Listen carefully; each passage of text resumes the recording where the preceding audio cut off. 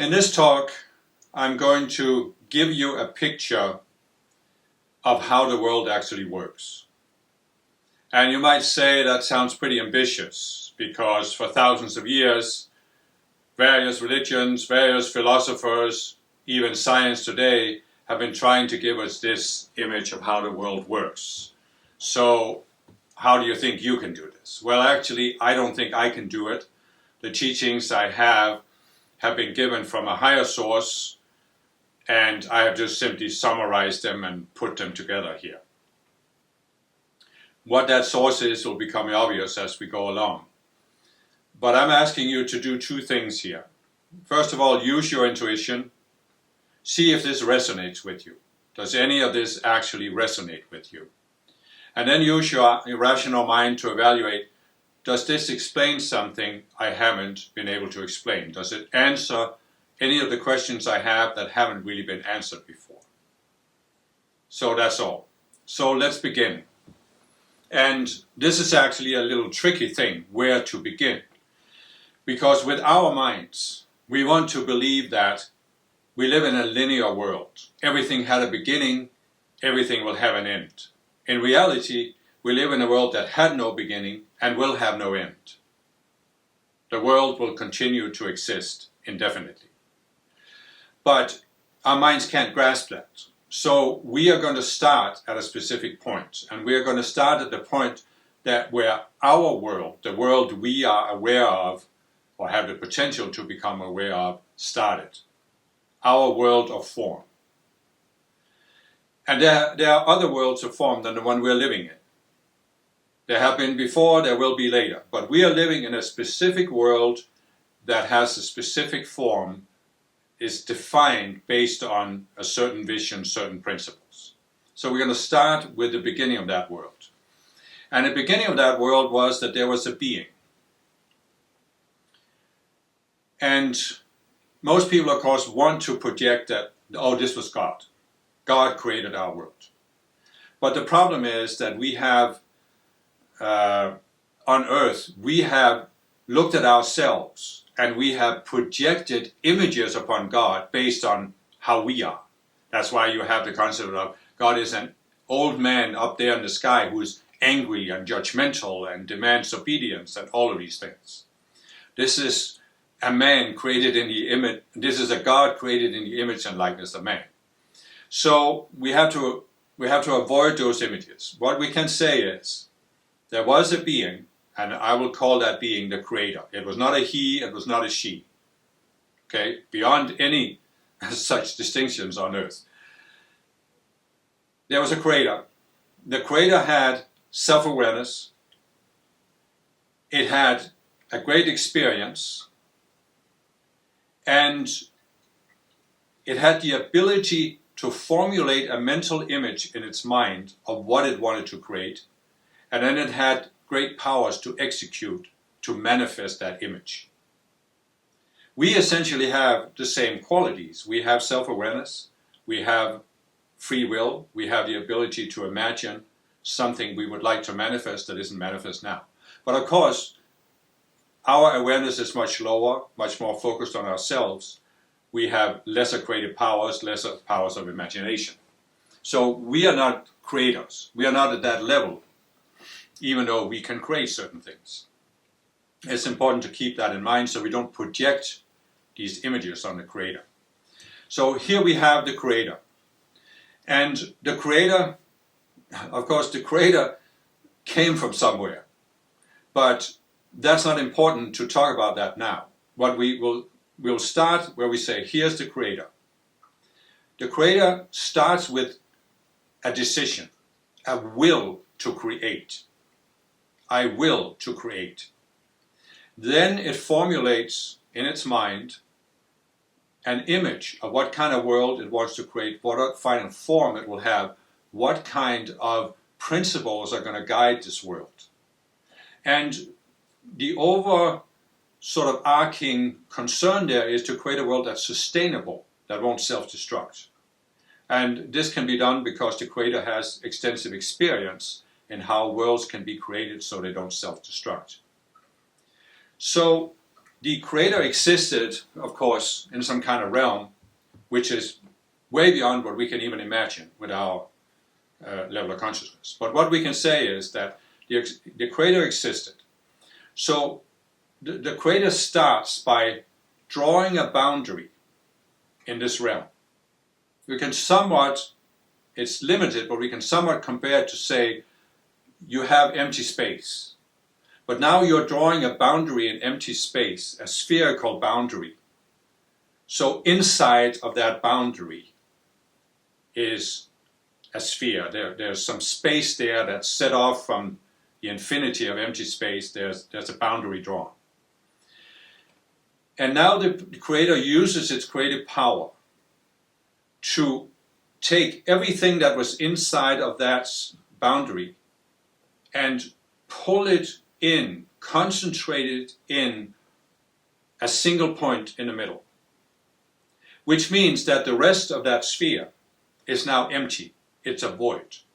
And you will find some religions, many spiritual teachings that talk about creation started in a void, out of a void. But it was the Creator that created the void. So then in this void, which can be seen as a large empty sphere, there's a center. The Creator now has concentrated its awareness in that center. And now it draws another boundary inside the larger void. It draws another sphere. And then it fills that sphere with a substance.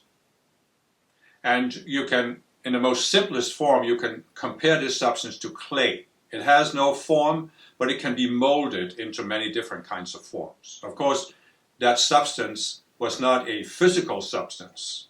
It was energy. We know even in our world we have reached the conclusion that everything is created out of energy. And energy is vibration. So the Creator took this first sphere, filled it with energy, filled it with light of a certain vibration. Much higher than the energies we have in our sphere, which I'll explain later. So there was this energy, and we can call it many things. But for practical purposes, let's call it the matter light. M-A-T-E-R, the matter light. It actually indicates that it's the mother light. And if we think in terms of the Taoist picture we've all seen, you know, the Tai Chi with the black and the white areas that intertwine, we can say that there are two elements of creation. There's a masculine, which is the Creator, and there's a feminine, which is the matter light that can take on form.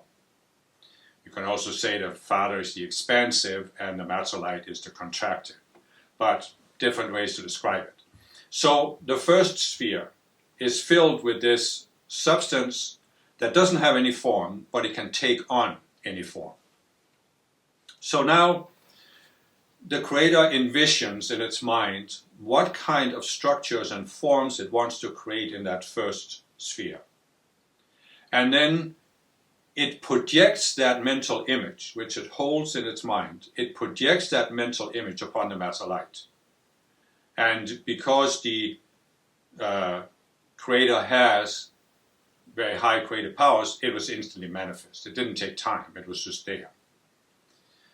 By the way, you can see that there are some religious teachings that said that as the first act of creation, God said, "Let there be light." So the matter light was the beginning, or they created the substance out of which form could be created. But forms are created, the matter light doesn't take on form by itself. It takes on form when a self-aware being projects a mental image upon the matter light. We can compare this to a movie theater. You have a white light bulb in the projector that creates a white light. That's the Creator and his creative powers. Then you have a film strip in the projector. That is the image that the Creator holds in its mind. And then through the power of the white light takes on these images, and then it is projected onto the screen. And the screen is the matter light which takes on the form of the images projected upon it. However, what would be the purpose of having a movie theater that was showing a movie, but there was nobody and there was no audience, nobody watching it? So the creator creates some structures in the first sphere. And it was not in any way the same as what we see in our universe. But we can compare it to the galaxies, the solar systems, the planets. In other words, there was an environment in that first sphere. And then after that environment was created, the creator now, out of its own being, out of its own mind, it concentrates self-aware beings out of its own mind. There's only one mind, and that's the creator's mind. But it creates out of its own mind self-aware beings who have a distinct sense of identity. And those self-aware beings are now sent into the first sphere, where they are sent into a specific environment. And they take on something comparable to our physical bodies. But they are, of course, not at all like our physical bodies. But it's a body that can exist in that environment that was created and that can do something in that environment. But here's where the movie theater analogy breaks down, because in a movie theater, the audience is sitting there watching the movie, they're not creating the movie. But that's not how creation works. The creator actually created beings that had creative abilities, the same creative abilities that the creator has, but not with the same power. And so this means that these beings had the ability to decide, I will to create something. They had the imagination to imagine what they wanted to create a mental image. And then they had the powers of their minds to project that mental image upon the matter light and make it take on form. However, because these were new beings, they had a fairly limited sense of self. They were put into this environment that was pre-existing. In other words, they didn't have the ability that the creator had to start from scratch and create a world out of nothing. So they were put in an environment that's predefined, and they are meant to be co-creators. In other words, contrary to the images we have in some religions, God didn't create a perfect world. It wasn't a complete world. The creator created an environment that was in the process of being created. And after the creator had created the initial conditions, it was up to the co-creators to build upon that and create whatever they envisioned. And what was the purpose of this? Well, the purpose was that by co-creating within that environment, these first beings, these first co-creators, would expand their sense of self, expand their awareness. Ultimately, they could start with we might say, a point-like sense of awareness and expand it to the omnipresent level of awareness of the creator. So in a sense, you could say that the purpose of creating a world of form is that the creator creates an educational environment that educates new creators. So we have the first sphere. We have these self-aware beings, co-creators, and they see themselves as co-creators because they have a clear sense that they are connected to something outside their own minds. In other words, their minds are fairly localized. They have a localized sense of self, but they have that they are not separate beings. They are not existing independently of their own power. They are connected to something else. And of course, that's the creator. So the first environment is, as I said, not finished, but it's not really even what you could say a permanent environment. It's an experimental environment. And the reason for this is that the co-creators, not only do they have certain creative powers, but the creator actually gives them free will, complete free will. They can choose. Okay, they are in a co-creative environment. There are certain predefined principles, predefined forms, but nevertheless, the co-creators can do whatever they want with their co-creative abilities. Whatever they can imagine, they can project on the matter light. So we can say that the creator makes, we might call it a sacrifice, although the creator doesn't see it that way, but the creator takes its own being and imbues these co-creators with its own being, which means in a sense you could say that the creator becomes trapped in the minds of these co-creators. A part of the creator's mind is trapped in the mind of a co-creator, experiences what the co-creator experiences. And then on top of that, the creator allows that co-creator to have free will to do whatever it wants with the creator's mind. It sort of commits itself to being trapped in its own creation and letting these co-creators do with its own being whatever they want. And this means that theoretically the beings in the first sphere could have said, well, I don't want to be a co-creator with these principles defined by the creator. I want to do my own thing. I want to create my own world. This, of course, they didn't have the awareness to do, but theoretically, no, they had the free will to decide that. However, in the first sphere that was created, it took a very, very long time as we measure time on Earth. And even, the measurement of time in the first sphere has nothing to do with how we measure time on Earth. Time is a relative thing. So, but after a very, very long time, there came a point where the co-creators in the first sphere, they had basically expanded their awareness as much as they could in that first sphere. And they had all decided that, they started out as individual beings. But after having experimented with their creative abilities as individuals, they started realizing, well, I have limited capacity on my mind. But if several of us get together, we have much greater creative power. So what started emerging in that first sphere is that they started first cooperating, but gradually they attained a sense of oneness because they all realized we came from the same source. We came out of the Creator's being.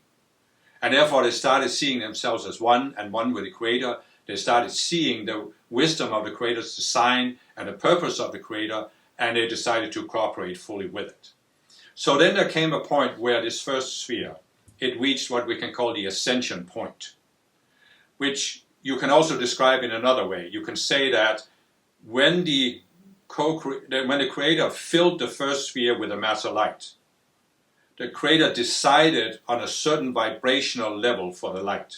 As we know on Earth, energy has a certain vibration, a certain frequency, visible light and ultraviolet and so forth. The different colors have different frequencies. So there was a certain base level of vibration for the energy in the first sphere. And the goal was, or the measurement for when the first sphere was ready to ascend was that that base energy was raised to a higher level. And when that was achieved through the effort of the co-creators, then the first sphere ascended, you might say, it became permanent. It was now a permanent. This doesn't mean that now there was no growth, now there was no change. The co-creators were still co-creating, but it was just now the first sphere was permanent. And so what happens next is that the Creator now in the void defines another sphere, a second sphere. And because even though these first co-creators had now ascended to a higher level of awareness, they still didn't have the creative power to define a sphere. So the Creator draws the boundary for the second sphere, and the Creator decides on the level of the matter light, the level of vibration of the matter light, fills the second sphere with the matter light. But then the co-creators that ascended in the first sphere, it was up to them to create structures in the second sphere. And I've called them co-creators, but just to make a distinction between a co-creator that hasn't ascended and one that has, I'll call them from now on ascended masters. I call them that because they had ascended by raising their own awareness and raising the vibration of the master light in their first sphere, and they had done this by mastering their own minds, because they create everything out of their own minds. So they had mastered their minds by, first of all, understanding how the world works as defined by the Creator, understanding their co-creative abilities, but also coming to this realization of oneness, that oneness is the underlying reality. Even though there are forms that are distinct, the underlying reality is oneness because they all came out of the same source. So that's an ascended master that realizes that. So the ascended masters in the first sphere, they are creating, or rather still co-creating within the parameters set by the creator. They are co-creating the structures in the second sphere. They are creating again an environment, galaxies, planets, solar systems, whatever, that can sustain life. And there is some kind, on different planets, there's a certain type of body adapted to the design of that planet that can live on that planet. And then, when that environment is there, the ascended masters, out of their own beings, they now create a new wave of self-aware beings that are sent into the second sphere, take embodiment there, and now they become the next rung of co-creators. Again, the same co-creative abilities, the ability to envision something. But you could say that the task of the second wave of co-creators is a little bit harder because the matter light is a little bit denser in the second sphere. So it's a little bit harder to maintain your sense of connection to your source. But anyway, the process is the same in the second sphere as it was in the first. The co-creators who are inside the sphere, they are raising the vibration, they're building onto the structures. And they do this, and as they do this, they expand their sense of connection with the ascended masters that are really their creators, you might say, their origin, and their spiritual parents, you could say. So they expand their sense, and they expand their sense of oneness with each other, and they realize there's a creator above the ascended masters, and that everything comes out of the creator's mind and being. So there comes a point again where the second sphere is ready to ascend. And now again, the co-creators that were in that second sphere, they become ascended masters. So now we have a situation where a third sphere is created. And again, the creator defines the boundary inside the void. The creator defines the boundary for the third sphere. But the ascended masters from the first sphere, they now have attained enough creative powers that they can define the vibration of the matter light and fill the third sphere with the matter light. And now, some of the ascended masters from the first sphere, they define some of the structures in the second sphere. But the newly ascended masters from the second sphere, they are defining the more specific structure. So you might say that the newly ascended masters didn't have the power to create a galaxy. So the higher ups, the more experienced ascended masters, they create a galaxy, and inside of that, the ascended masters from the second sphere can then create planets and specific environments. And so again, they design, these environments that have bodies, and then out of the beings of the ascended masters, they create extensions of themselves, a new wave of co-creators that then go into, we might say, take embodiment in the second sphere. And again, the whole process repeats, So the third sphere ascends. Now a fourth sphere is created. Again, this is a little bit denser than the third sphere. So it becomes a little bit more difficult to maintain your connection or to expand your sense of self to where you see the oneness behind all of these forms. Because in a sense you could say that as the matter light that makes up a sphere becomes more dense, the forms that are created, they seem to be more distinct from each other. It's kind of like we can say on Earth, we know there's energy, such as sunlight, but there's also rock, and clearly we experience that a rock is much more dense than sunlight. So it's the same thing in the fourth sphere. The forms that appeared, planets or whatever, they seemed more dense, and therefore it was more difficult to see from inside the sphere that they were still created out of God, or the Creator's being, the Creator's mind, and that there was oneness behind all this multiplicity of forms. So it became a little easier to believe that these forms were separate. They appeared to be separate. It became a little more easy to believe in this separateness. So in the fourth sphere, there was actually a shift that occurred. Now, again, it was different in the fourth sphere, the specifics, but let's just compare it to what we're familiar with in our universe, right?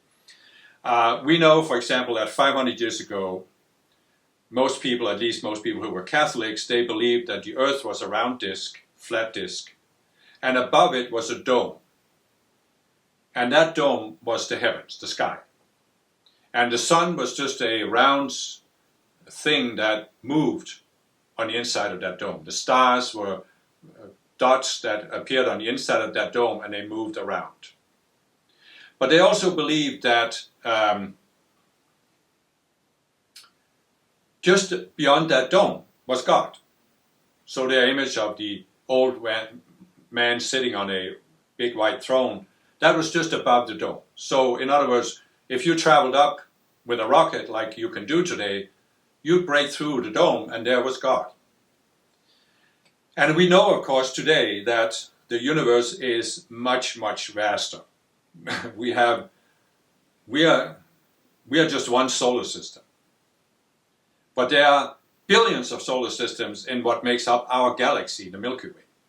But our galaxy, as vast as it is just one among billions of other galaxies. And we don't even know how many galaxies there are in the material world. So what I'm trying to say is that in a sphere, there is a huge number of self-aware beings, co-creators. And actually there are more and more as the spheres become larger and more dense, there are more and more co-creators. So in the fourth sphere, there was a huge number, we will just call them planets because it's easier to envision. So there was billions and billions of planets, right? And you understand that the co-creators that are sent in there to embody on a planet, they have free will. And they must be allowed to exercise that free will. And experiment with their co-creative abilities, basically create any kind of society. They don't have the ability to fundamentally change the design of their planet, but at least on a planet they can create any kind of society they can imagine. Right? So, billions of planets in the fourth sphere. The vast majority of them, the co-creators not only maintained, but they expanded their sense of being connected to something outside their minds. This meant they were connected to the ascended masters in the third sphere. Because the ascended masters in the third sphere were the, we might say, teachers, the spiritual teachers for the new co-creators in the fourth. So they were assigned to help the co-creators in the fourth sphere expand their sense of awareness. But they would only do this within the boundaries of the law of free will. So in other words, an ascended master is ready to help a new co-creator, but only if they ask. So this means that as the fourth sphere evolved, there were billions and billions of planets, the vast majority of planets, where the inhabitants gradually expanded their sense of connection to the ascended masters, so they could receive help and instructions and ideas from the ascended masters. It wasn't that the masters tell people what to do. They just assist people. They give them a certain frame of reference. And the important aspect of that is that they knew, the co-creators knew, there was something outside their own minds. In other words, there is a real world. There is an objective reality outside our own minds. We have the ability to imagine anything we want. And we can even project this onto the matter light. But still, no matter what we imagine, our mental image is not all there is to the world. Even if we manifest a certain society on our planet, we know there could be other ways to manifest a society. In other words, what I'm saying is that a co-creator can create a mental image of how the world works. But as long as it sees itself as being connected to something outside its own mind, it cannot come to believe that the mental image is reality. It cannot come to believe that its mental image of how the world works actually is how the world works. But because the co-creator has free will, it must be allowed to have that experience if it wants to. But the only way you can have that experience is if you break the connection to the Ascended Masters. Now, in reality, you can't break the connection to the Ascended Masters. But you can, of course, in your own mind, cut off the connection so that you are not experiencing that there's anything outside your own mind. And this is, so you can say that there are two types of experiences you can have as a co-creator. You can have the experience you're connected to something outside your own mind, and therefore there is a universe, and no matter how you think it works how it works. The earth is flat, even if everybody believes the earth is round, even if everybody believes it's flat. So, but the other experience we can have is that your mind now becomes a closed system. You are not experiencing any connection to anything outside your mind, and therefore you can begin to believe that your mental image is not just a mental image, it's reality. This is how the world works. So what happened in the fourth sphere was the vast majority of planets, they kept growing. They kept expanding. Those who lived on this planet kept expanding their sense of connection to the Ascended Masters. But on a few planets, the inhabitants went into this state of separation, where they created the mental image and they projected out and they convinced themselves that this was how the world really worked. And now comes a subtlety. It can be a little tricky to grasp. The law of free will mandates that people, not only are they allowed to create their whatever mental image they want, even a mental image based on the illusion of separation. But the law of free will also mandates that for a time, the matter light will actually seem to validate this mental image. Because within certain boundaries, the matter light will take on the form of the mental images projected by the inhabitants on a planet. So the easiest way to explain this is to look at Earth. Humankind on Earth, we don't have the creative ability to change the solar system, to change the sun, or to change the basic design of Earth. But within our societies, we have the ability, as we can see from history, to create very, very different societies. And you can also see that there are many societies that we see, even today, where those who are in that society, they believe that the mental image for how their society works, it's not just a mental image, it's reality. So you have many religious people who believe that their religion has described how the universe works. And it's not just a mental image because it's reality, because it comes from God. There are other people who believe that science has described how the universe works, and it's not just a mental image, it's not just an incomplete understanding. No, this is how the world works because science has exposed the laws of nature. So, in other words, what we see is that on Earth, we actually have the ability to create a mental image and convince ourselves that this is reality. We have an image of how the world works, and we are convinced that it's real. This is how the world works. And we can, of course, see that there are certain things we can't change. We can't change the sun. We can't change the galaxies. We know we have no power to do this. So in a sense, we have a way out. We have a way to question our mental image and say, is this really all there is to understand about reality? But many people choose not to do it. And this is, again, the law of free will.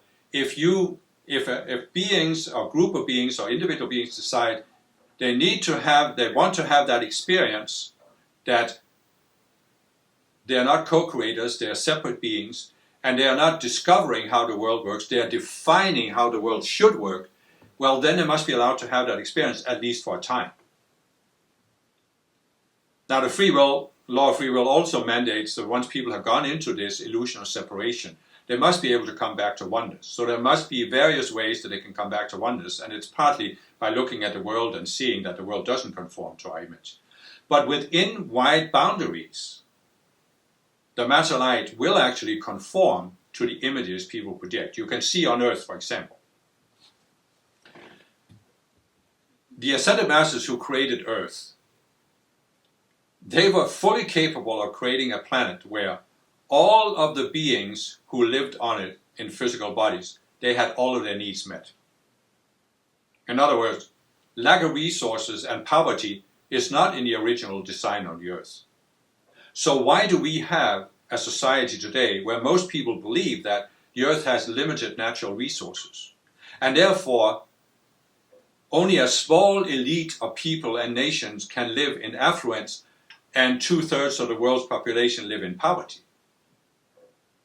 Why do we believe that either God created the planet with a lack of resources or nature created the planet with a lack of resources? Why do we believe that? Why do we believe this is real? Well, because we have projected such an image onto the matter light, and the matter light has conformed by creating a planet where it seems real that there are only limited resources. Now, we could uncreate this, but it would take quite a process of changing the collective consciousness. So I don't want to go further into that here, because what I wanted to explain with this is that in the fourth sphere, there was a limited number of planets where the inhabitants of that planet, they had gone into this state of separation. They had projected a mental image, and it seemed like their planet was validating their image. And usually what happened on these planets was that there was a large group of people on the planet who were obeying one or a small group of leaders. In other words, it was an elitist society. There was an elite on top, and most of the people were just obeying that elite. Sometimes there was just one, sometimes there was more than one being that was at the top. Kind of like what you see in a dictatorship on Earth. So you now had these group of planets that were not, where the inhabitants were not co-creating. So you could say that these planets were not actually following the process, the process of expanding awareness and raising the vibration of the sphere. So we now had a situation where the vast majority of the people living in the fourth sphere, they were growing, they were accelerating, but a small minority were not. And this was fine for a time. But then there came a point where now that vast majority, they had actually raised the vibration of the matter light from its original level to the point where the fourth sphere was now coming closer and closer to this point where it could ascend, become permanent. But a sphere can only become permanent when the beings in it have overcome this illusion of separation and realize the underlying oneness of all life. Because in the ascended realm are only beings who realize and experience the oneness of all life. You cannot be a permanent being and see yourself as separated, because it's an illusion. So, what to do about these planets that were not raising themselves up, that were lagging behind, that were pulling down, and that refused to change even though there was a pull from the rest of the sphere to lift them up also. And for a time they were allowed to, develop, because again, the Ascended Masters couldn't step in if they weren't asked to help these. But there came that point where now you have to evaluate the interests of the majority versus the interest of a few. So was it really reasonable that the ascension of the fourth sphere was held back indefinitely because there was a very small minority that refused to grow? And of course there came a point where the Ascended Masters overseeing the fourth sphere, they decided it's time to let the fourth sphere ascend, to let the vast majority have their reward for how they have exercised their co-creative abilities. But of course, free will must be allowed to outplay itself. So what to do with those who refuse to ascend with the fourth sphere?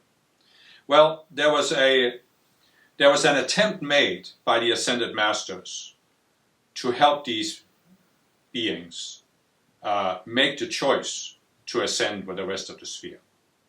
And you realize that on these planets that were lagging behind, there was no awareness of how the world actually works. There was no awareness of the creator, the co-creative process, raising a sphere. There was no awareness of ascended masters.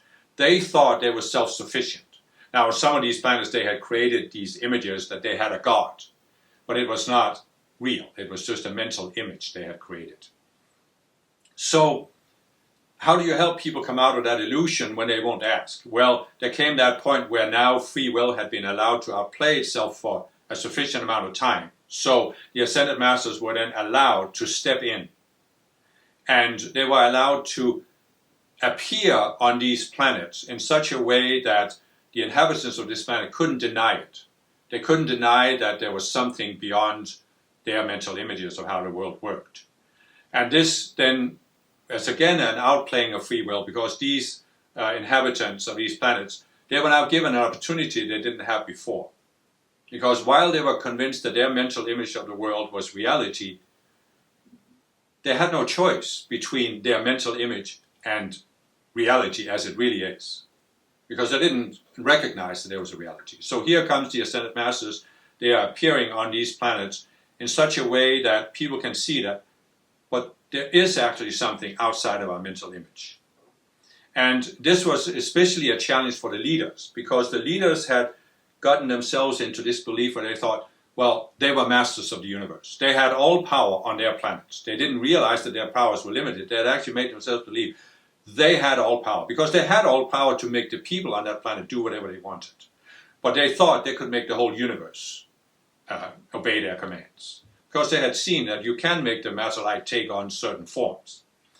And so now comes the Ascended Masters, and they are demonstrating they have far greater powers than the leaders on these planets. So the leaders are shocked by this, because now they realize, they had lived an illusion, they had lived a lie, and they didn't have nearly the power they thought they had.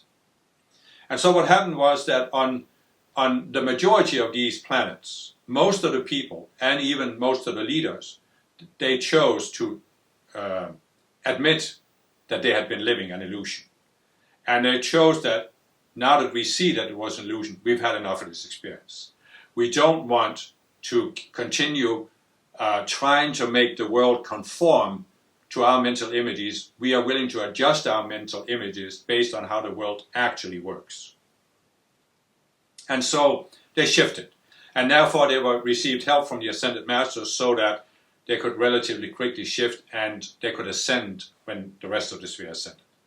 But there was a small minority of the small minority that did not make that choice. They refused to acknowledge the reality of the Ascended Masters. They refused to acknowledge the illusion of their worldview, and they insisted on being allowed to continue to live based on that worldview and to seek to make the universe conform to their worldview, rather than adjusting their worldview based on how the world actually works. And again, the law of free will, they must then be allowed to continue this experience. So hopefully, by continuing, they can eventually come to the point where they've had enough of it, they have explored what free will can do, and they say, now let me look at how the world actually works. But what to do with these beings then, because their fourth sphere was ascending, so where were they going to be? Well, the obvious solution was that as the fourth sphere was ascending, the next sphere, the fifth one, was being created. And so in the fifth sphere, there was again structures. So again, let's say that there was a number of planets, a large number of planets, galaxies, solar systems.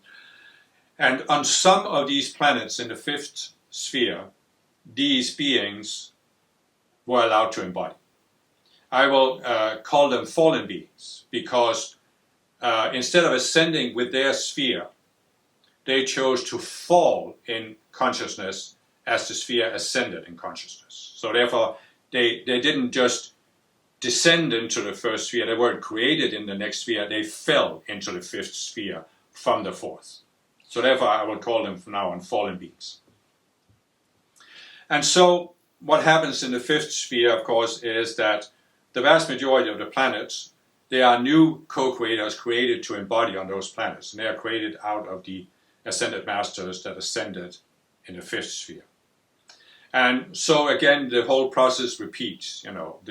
Gradually, the vast majority of the beings in the fifth sphere, they raise up the fifth sphere until it can ascend. And again, you have a situation where some of the beings that fell in the fourth sphere, by continuing to do what they were doing in the fifth, they came to the point where they said, oh, it's just enough. Oh, I don't want to do this anymore as a separate being. I want to ascend. But there were a few that refused to do it. But then in the fifth sphere, because the fifth was denser than the fourth, there was again a small number of people who got trapped in thinking that they could define how the universe works. They could be masters of the universe instead of co-creators. And so there again came the situation where now the fifth sphere was ready to ascend, and there were some beings that were not willing to ascend, and so they fell into the next sphere, the sixth. And again the process repeated until we come to the seventh sphere, which is our sphere. In other words, we live in the seventh sphere that is created in our Creator's creation, in our Creator's world of form. We are in the seventh sphere, which means that our sphere is denser than all of the previous ones. So again, it's a little more difficult to expand your sense of oneness and connectedness. It's a little easier to believe in the illusion that you are a separate being. And again, in our sphere, billions of galaxies, billions of planets. On a few of these planets, the fallen beings from the sixth sphere, various groups, they were allowed to embody on a number of planets. So they had another opportunity. And but on the vast majority of planets, there were new co-creators created who then started growing. And again, even in our sphere, which has existed for a long time, much longer than what we think, much longer than even the time scale of the Big Bang or the age of the Earth. But it has existed for a long time. So on the vast majority of planets in our sphere, the co-creators have raised their consciousness. They have expanded their sense of oneness with each other, with the matter light, with the forms, and with their source, the ascended masters and even the Creator. So our sphere is not really at the ascension point yet, but it's coming closer and closer. It's in this phase where you can say it's definitely accelerating towards the ascension point. And what that means is that actually the vast majority of planets that are ascending, they are forming a sort of magnetic pull on the rest of the sphere. Free will is allowed to outplay itself, but an individual being living in this vast sphere cannot override the free will of the majority. And this means that even if you are living on a planet where you think you're a separate being, all of the other beings that are raising their consciousness, they are forming this magnetic pull on you, which basically means it becomes more difficult to uphold the illusion that you're separate. You have to use more effort to uphold that illusion. So we have a situation today now where our sphere is accelerating, and there is this upward pull on everything. Now we're going to look at the Earth.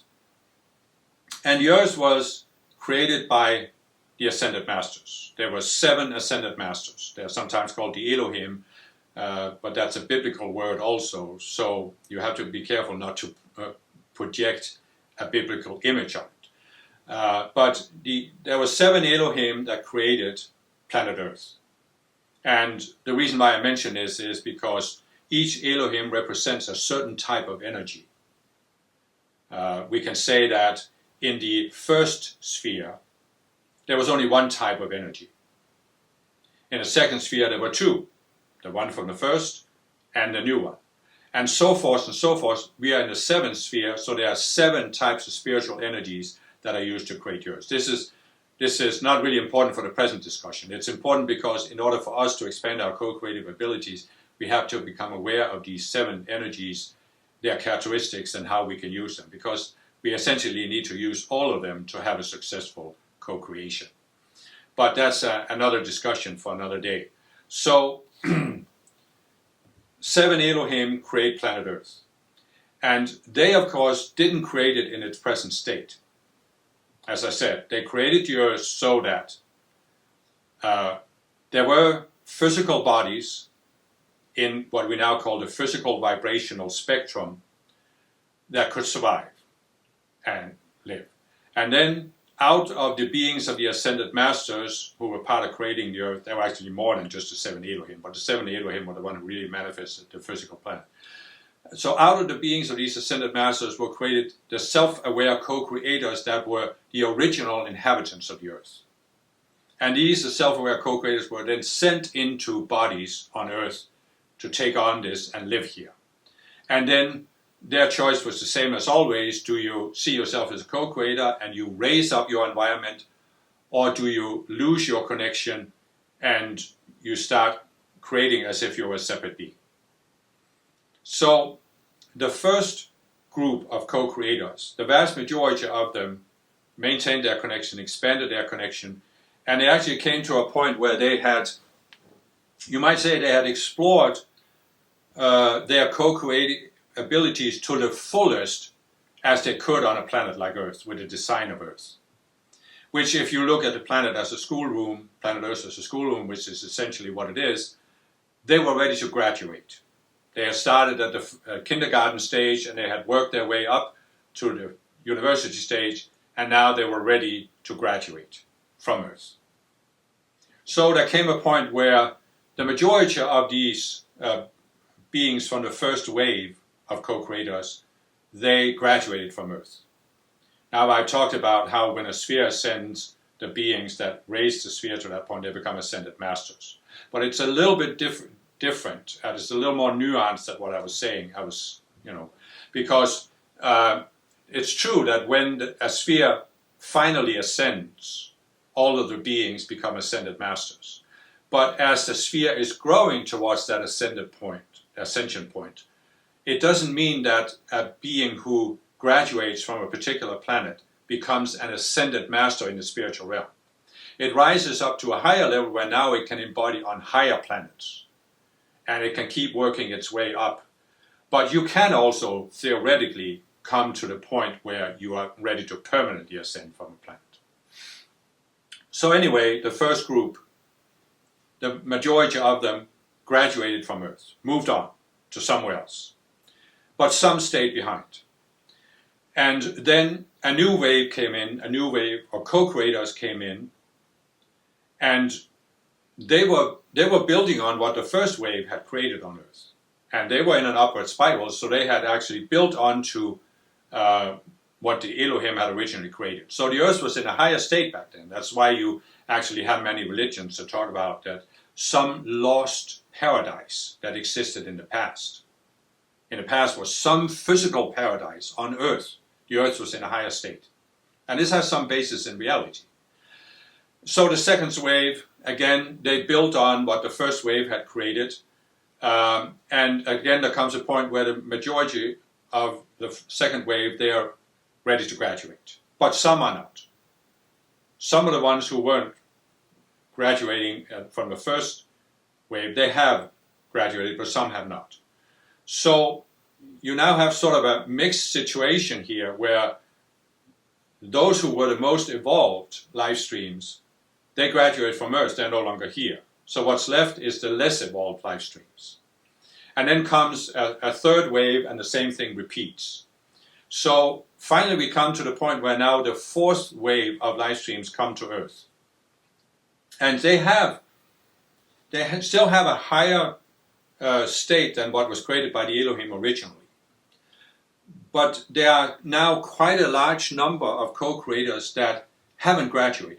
They stayed behind when the first three waves graduated. So they are in a lower state of consciousness. And what that means is that they have become trapped in this illusion that they are separate beings.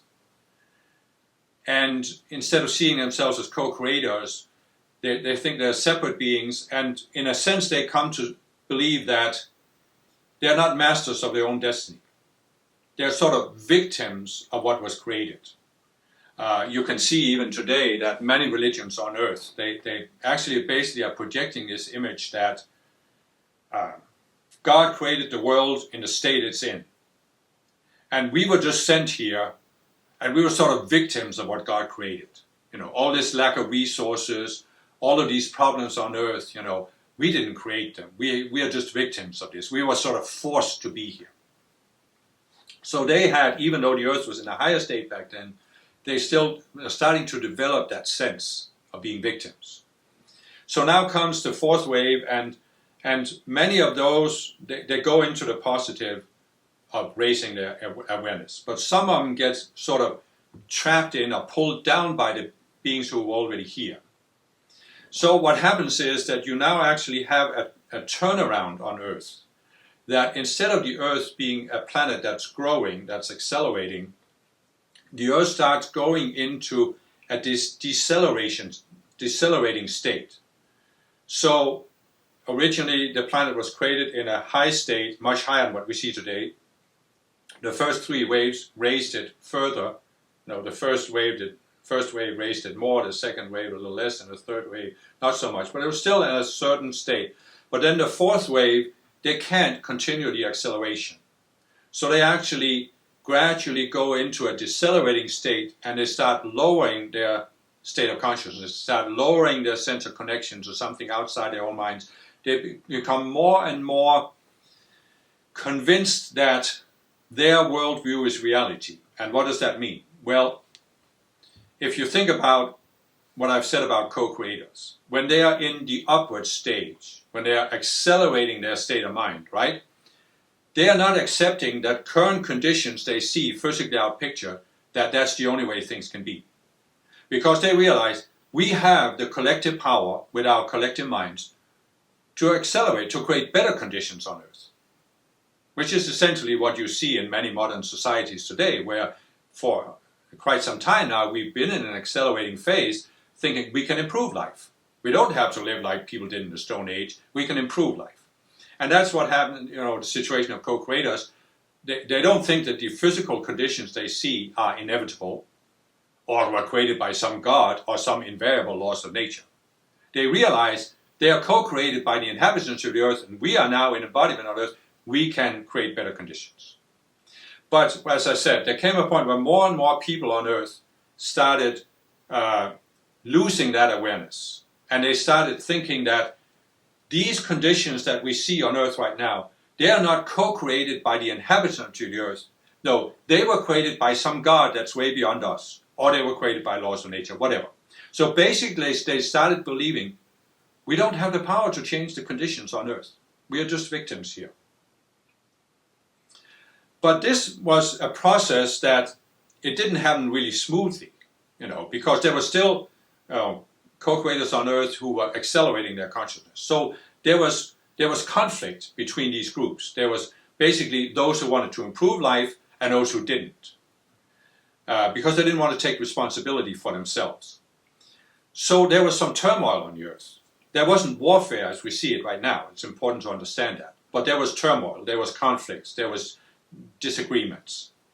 So what gradually started happening on earth was that there emerged a certain consciousness, and there were certain leaders that started rising to leadership positions in society. And they started adapting this mindset that we cannot allow conflict on earth. It's wrong to have this conflict. But they started also believing that the only way to avoid conflict was to have more uniformity. There shouldn't be these different opinions. The population on earth should be uniform. They should all believe the same things, have the same worldview, and accept that this worldview was real, and they should all conform to it.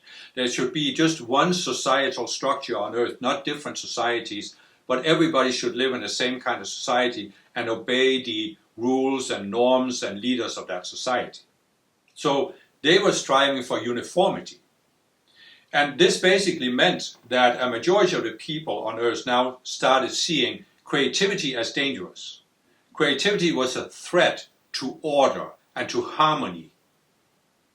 And it could only create conflict. And the result of this was that there came sort of a turning point where this became self-reinforcing. You can even see this in known history here on Earth, where you've had these societies that they might have had a dictator, but it might not even have been a dictator. There might just have been a certain worldview that came to dominate society, and these societies wanted everyone to accept it. They weren't ready to, what I'm talking about that happened originally, they were not ready to kill people who didn't accept their view. But they were doing everything they could to bring up children to accept the worldview and live within the boundaries defined by society. Now, there were still people in embodiment at that time that were creative, that were in a creative spiral, and they didn't want to conform. So they became sort of the outsiders. And the result of this was that more and more of these people that were creative, they raised their awareness to the point where they could graduate from Earth. And this means there was now a process of what we could call unnatural selection. In other words, the creative people graduated from Earth, disappeared from Earth. And what was left was the people who were not creative, who were not willing to question. They wanted uniformity. They wanted to conform to the norms of society. So less and less creative people, more and more people who were conforming, more and more conformists. And this, of course, is against the principles of creation, where everybody is ideally meant to raise their awareness. So this means that the Earth now turned into a closed circle. And gradually, over time, conditions actually decelerated on Earth. And this is what I mentioned earlier that led to the point where now we have a situation where there are limited resources. And I'm not denying there are limited resources.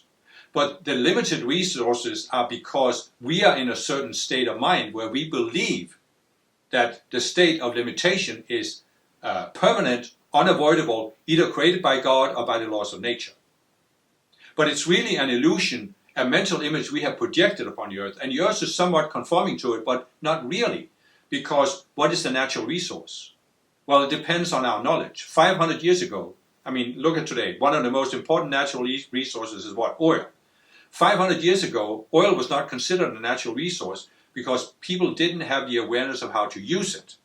They were annoyed that some places there was this black substance bubbling out of the ground, so they couldn't grow crops on it. But it wasn't considered a natural resource. So right now, there are natural resources available on Earth that we don't consider natural resources because we don't know how to use them, because our consciousness is too low and we are in this state of acceptance. Oh, it's inevitable. But you can actually see that for some time now, society has been in an upward path. We are discovering new resources, we are discovering new technology, so we actually have a higher population today. In the past, there were times where, like we see in the Stone Age, for example, the population was much lower than it is today because they thought there were even fewer natural resources than now. So you had, a hunter-gatherer society can only sustain a certain amount of people. Then we had an acceleration to agricultural societies that can sustain a greater amount of people on the same land. But then we rose to an industrial society where the size of the land is no longer the determining factor, and now we can feed more people. And this can continue to be accelerated until we can feed all of the people who are living on the planet and they can have a decent standard of living. But again, that's sort of besides the point. What I wanted to show here is that there came a point where the Earth had entered this decelerating cycle. And the Ascended Masters that are overseeing the Earth, they had limited ability to help people out of this, because free will mandates that if people on an entire planet have cut themselves off from awareness of the Ascended Masters can't force themselves upon people. They can't just forcefully appear as some undeniable manifestation in the sky. So they have to stay back and let the planet evolve on its own. But there can come these points where now people have taken free will to the point where they're actually being self-destructive. So the Ascended Master could see that if the Earth is allowed to continue in this decelerating cycle, there will come a point where it can't sustain life anymore. And of course, the whole purpose of the existence of the Earth is to be a platform for growth. So if you can't survive on the planet, what's the point? So the masters said, well, what can we do then? And this then became tied to another situation, because I said that our sphere, even though it's not ready to ascend, it's still in an upward spiral, the entire sphere. And there's this enormous pull upwards. And I also said that there were certain planets where there were fallen beings that were allowed to embody on those planets.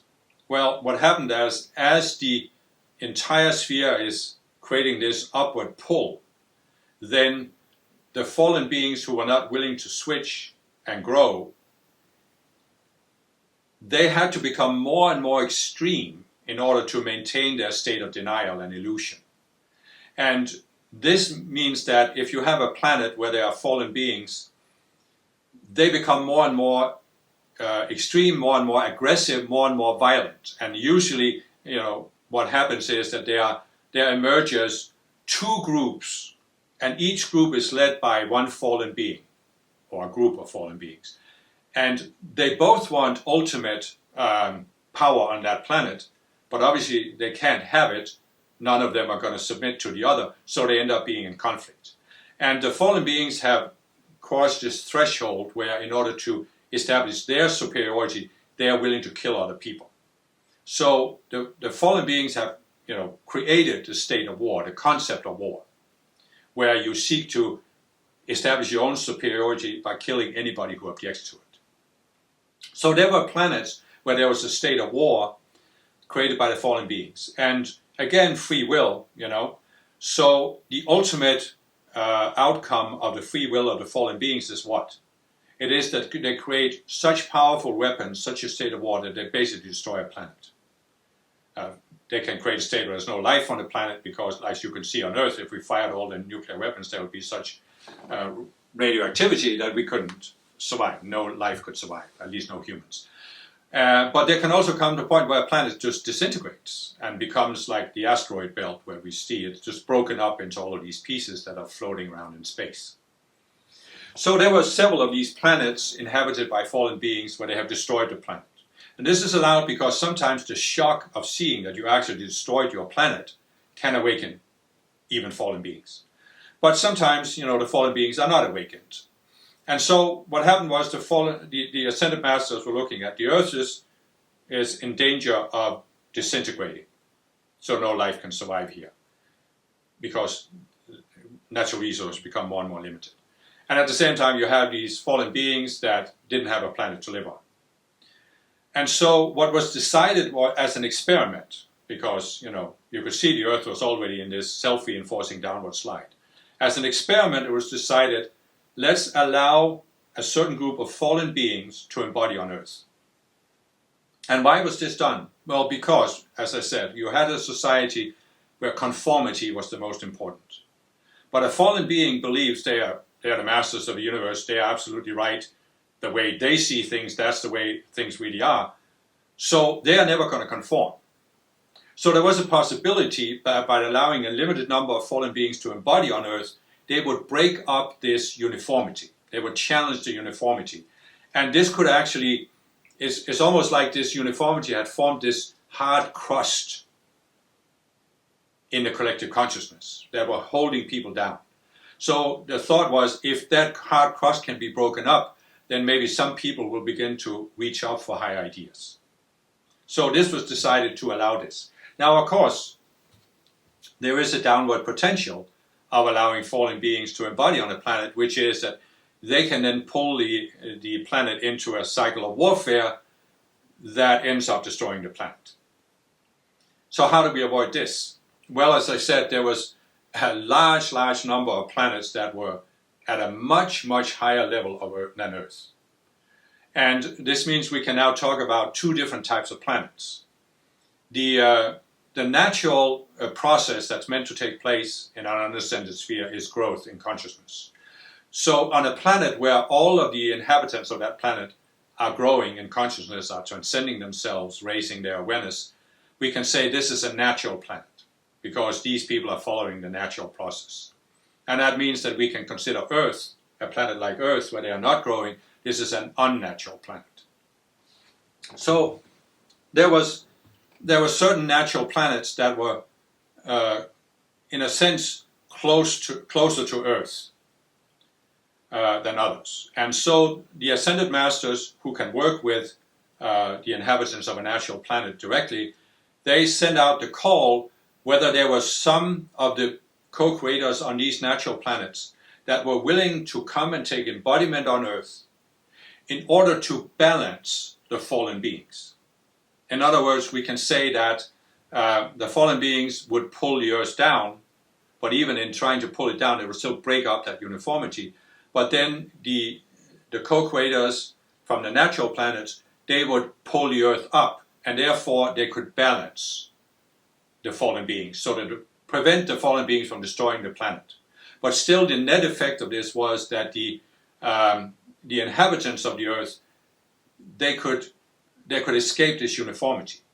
And one of the ways this works is, of course, that the fallen beings would challenge the idea of uniformity. But the people from the natural planets, they would bring forth ideas that showed that the Earth could actually be in a much higher state than it is, because they come with some awareness of what it was like on a natural planet, even though when you take embodiment on Earth, you forget where you came from.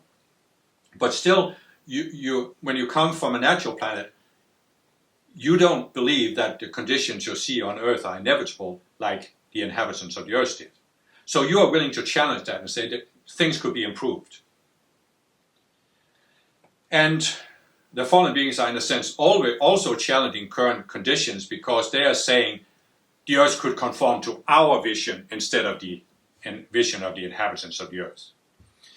So you see that as an experiment, this was allowed to happen. And the Ascended Masters called the beings who came from a natural planet, they called them avatars. We were avatars because we are not forced to come to Earth. We didn't have to come to Earth.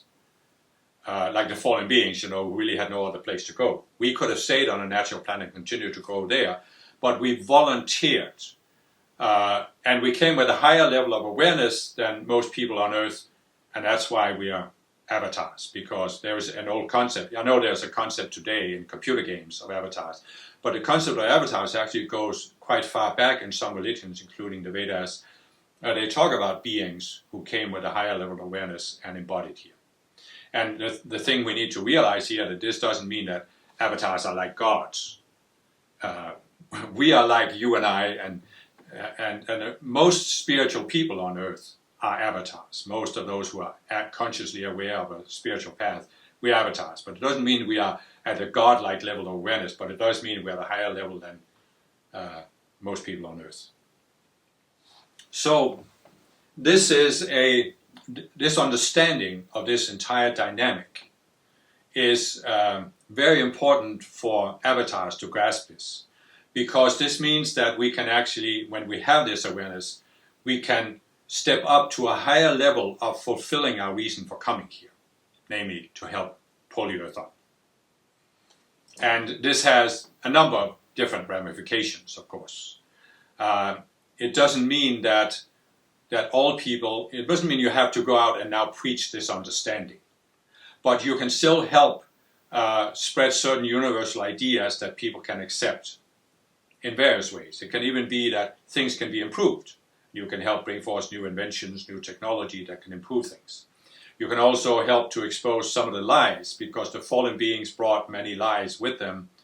Various groups of fallen beings have brought various lies. And you see this actually are pictured in many of the belief systems you see on Earth, even religions, political philosophies, even philosophers, and even scientific materialism is based on one of these illusions of the fallen beings that are basically designed to put themselves in a position of superiority where they can't be challenged. So there are many ways we can do this. And we can also, of course, expand our attunement with the Ascended Masters and bring forth some of the ideas that the Ascended Masters have. There is an Ascended Master called Saint Germain, who you probably know if you're a spiritual person, that there are certain cycles. There was the age of Pisces, which started around 2,000 years ago, and each cycle lasts around 2,000 years. So we are now moving into the next cycle, the age of Aquarius.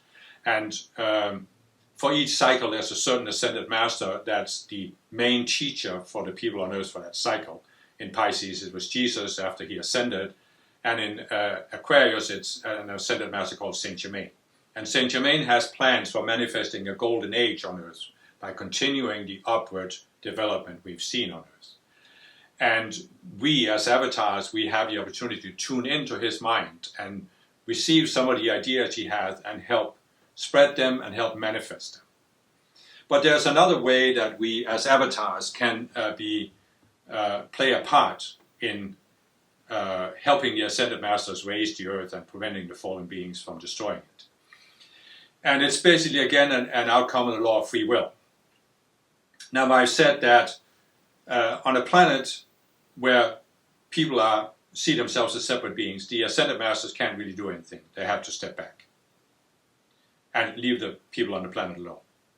And you could, as a spiritual person, you could ask the question, well, if the ascended masters are real, and if they have been there since even before our sphere, they've always been there since the first sphere ascended, how come we've never heard of them? And there are two reasons for it. First of all, as I said, the majority of the people on earth, they're in such a low state of consciousness, they don't see themselves as connected to anything beyond earth. They may have the image of a remote God, but they don't feel a personal connection to that God. But the other reason is that the ascended masters, as I explained, the other reason is the fallen beings. As I explained, there was originally some beings that thought they were the masters of the universe. They were confronted with the ascended masters, realizing they had more power than them, and they went into a state of denying that opportunity, and they fell. So they think that what caused them to fall, or what was opposing them, was the ascended masters. So they hate the ascended masters. The last thing they want is to be on a planet where a majority of the people recognize ascended masters. So since they took embodiment here, they've done everything they could to create belief systems that either ignore the existence of ascended masters or deny it, flat out deny it. You can see scientific materialism denies that there could be any such thing as ascended masters because it denies that there's a spiritual realm where self-aware beings could exist, because your consciousness is a product of your brain. So there can't be a mind that's independent of a physical brain. And then you can have Christianity, which also denies that there's such a thing as ascended masters, because there's only, in heaven, there's only God, Jesus, and some angels. And so that's why you haven't heard of ascended masters. And it's not necessarily that the majority of the people need to know about ascended masters. But we who are avatars, by becoming consciously aware of the existence of the ascended masters, we can enter a partnership with the ascended masters. And here's how it works. The ascended masters have plenty of power to change the earth. I mean, they have enough power that they could instantly change conditions on earth, so there was plenty of natural resources to feed all the people who are living on the planet. In fact, that's what Saint Germain wants to do in the Golden Age.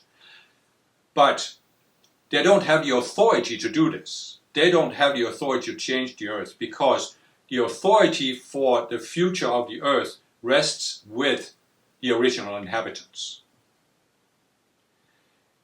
And so the ascended masters don't have the authority to directly step in. But avatars, we are in physical embodiment. We are living inside this environment of the earth. So we do have the authority to decide how we want to change the earth. But of course, we are in physical embodiment, so we have limited powers. And so the solution, the partnership we can enter into, is that we use our authority of being an embodiment to authorize the ascended masters to use their power to change things on earth. And this again doesn't mean that the masters can step forward in some physical manifestation, but it does mean that they can do a lot to diminish the power of the fallen beings. One way the fallen beings exercise power is that they pull on the minds of human beings. And this can be done because there are 4 levels of the material universe. There's the physical material that we can detect with our senses. Then there's the emotional realm where we have our feelings, the mental level where we have our thoughts, and then the identity realm where our sense of identity is anchored.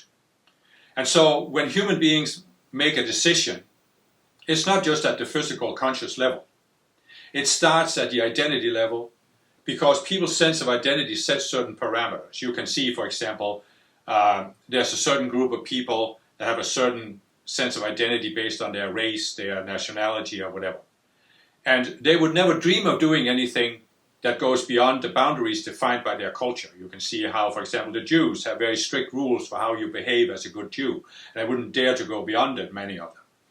So already there, your decisions are limited. Then in the mental realm, you have certain beliefs. If you believe in Christianity, you need to be a good Christian. There are certain things you can do and certain things you can't do. Then at the emotional level, you have certain emotions. If people have a tendency to become angry, then in certain situations they just respond with anger, and the result is violence because they don't have power over their emotions. So what the fallen beings are doing, I don't want to go into too much detail about this, but what the fallen beings are doing is they have created these various ways so they can manipulate people's sense of identity, manipulate their thoughts, and they can pull on their emotions. So you can, for example, fallen beings can cause a certain group of people to see themselves as being against another group. You can see that the Jews have as part of their identity that they are distinct from the Arabs and they are against the Arabs, and the Arabs have as part of their identity that they are against the Jews. So the fallen beings have pulled these people into a sense of identity that can only create conflict. Then at the mental level, people also have many beliefs. You can see, for example, many people believe in scientific materialism. They believe it's their duty to make all people give up the fallacy of religion and accept materialism. And of course, many members of various religions believe it's their duty to convince everybody to believe in their religion. So you have this conflict at the mental level where the fallen beings have pulled these people, many people, into a state of mind that can only create conflict. And then, of course, at the emotional level, the fallen beings have various ways to pull on people's emotions. So if a person has a tendency to become angry, the fallen beings can pull them into losing control over their emotions. So now they are actually ready to kill somebody because they're so angry.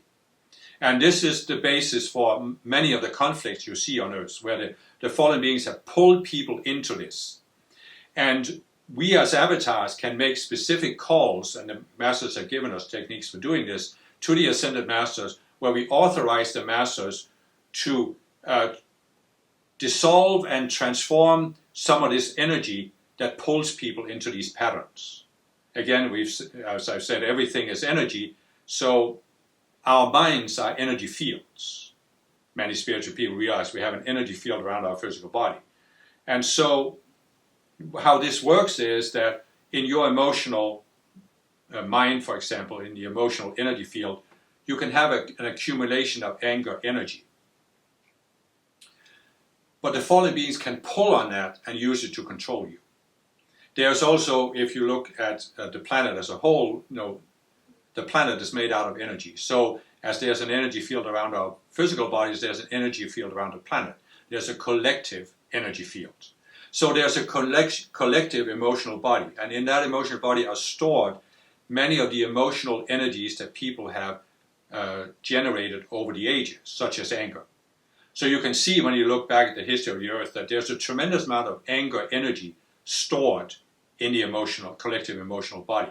And this also pulls on the anger energy in people's individual energy fields and can pull an entire group of people into being taken over by this anger, where they just feel they have to go to war and kill these other people. And so what you see is that one of the things we can do as avatars is we can make specific calls to the ascended masters to transform some of that fear-based energy that pulls on people. And the less energy that pulls on people, the more people are free to make different choices. They're not taken over by anger, for example, or they're not pulled into a certain belief or a certain sense of identity. So it's not that we are authorizing the ascended masters to force people. We are authorizing the ascended masters to set them free to make choices they can't make now because their minds are taken over by the anger or by a certain belief or a certain identity. The fallen beings are the ones who are forcing people. And we as avatars, we don't want to go into forcing people. We don't want to go into fighting the fallen beings either. But all we need to do is to authorize the ascended masters to lessen the energetic pull on people so people can make freer choices. We can also come to a point where we authorize the Ascended Masters to remove certain fallen beings from the planet so they cannot influence people. And so there's much more to say about this, but what I wanted to do in this talk was simply to explain how the universe works and the basic dynamic on Earth. So we have to, as avatars, we can come to see that we are living on a planet that is in transition. We see that there's an upward momentum, but we also see that there are still forces that are pulling in the opposite direction. And we are sort of the ones who can go into the middle of that turmoil, and we can authorize the Ascended Masters to accelerate the upward momentum and to lessen the downward pull. And this is perfectly allowed within the law of free will because we are in embodiment. And therefore we have a right to decide we don't want to live on this kind of a planet. We don't want to live on a planet that has war, torture, conflicts, lack of resources, pollution, all of these things. But you see what I'm picturing here. The deciding factor on Earth is the consciousness, the collective consciousness. Humankind has collectively generated the current state of lack of resources. And the only way to escape that is not that the Ascended Masters step in as some almighty God, but that we raise the collective consciousness. So we start co-creating better conditions with higher amount of resources, where we have technology that can generate energy without polluting the environment, without releasing greenhouse gases and nuclear radiation and all of this stuff. And this is entirely possible. It is entirely within the vision that Saint Germain has for the next 2,000 years, which he calls the Golden Age, or the Age of Higher Awareness. It's entirely possible, and it's entirely allowed that we who are in embodiment, we pull the Earth up instead of allowing the fallen beings to pull it down, or even allowing the majority to pull it down. It's not that we as avatars can exclusively decide, but we can say that the Earth's population can basically be divided into three parts. There's the upper 10%, the 80% of the middle, the broad population, and the lower 10%. And it's a matter of how high of a level of consciousness are you in? How much do you see yourself as connected? How much do you see yourself as separate? So the lower 10% are not just fallen beings. When I talk about a fallen being, I'm talking about a person who fell in a previous sphere, fell into this sphere. But there can still be beings who are created in this sphere who have entered into that fallen consciousness, the duality consciousness. And I will talk more about that in another talk where I explain how this works. So there are these people in the fallen consciousness that are pulling the Earth down. They are pulling on the 80% to pull them down, to pull them into all of these patterns of conflict. Then there's the top 10%, and many of those are avatars, but there are also some among the original inhabitants who have risen to that level of consciousness, seeing themselves as connected. And the top 10%, we have the right to pull up on the 80%. And what determines whether the Earth goes up or down is whether the top 10% pull the population up or the bottom 10% pull them down. And you can see, of course, that there's some major tug of war going on right now, because there are certainly forces that are trying to pull the Earth down, like you see in, somebody just decides to invade another country, and upset the whole world order that's been there since the Second World War. But you can also see that there has been, for a long time, an upward trend. We have democratic societies that recognize that people have rights, and we have these nations that are committed to not fighting each other, not conquering each other, and we have greater affluence in some nations, and we have better technology and better ways to feed people. You can see still that the fallen beings are, not only are they seeking to expand the limited resources, but they're also seeking to concentrate resources in their own hands, which is why you see a very small elite of people that control the majority of the wealth on the planet. That's, of course, not something that will enable the Earth to go into a golden age. It's not sustainable in a golden age, but again, we can authorize the Ascended Masters to step in and help people overcome this this. Basically, we can say that we have democratic societies, but these democratic societies still have an anti-democratic economic system. And so there are many things that need to be changed on Earth. And we who are avatars, when we understand the basic dynamic, when we understand our role and the authority we have according to the law of free will, when we become conscious of this, we can have a much more conscious impact on the planet. But again, what is the natural development? How was it on the natural planets we came from? We didn't think that we were the masters of the universe. We saw ourselves as co-creators working with the ascended masters. So this is the key to fulfilling our maximum potential on Earth, is that we as avatars come to see ourselves as co-creators with the ascended masters of the future of planet Earth.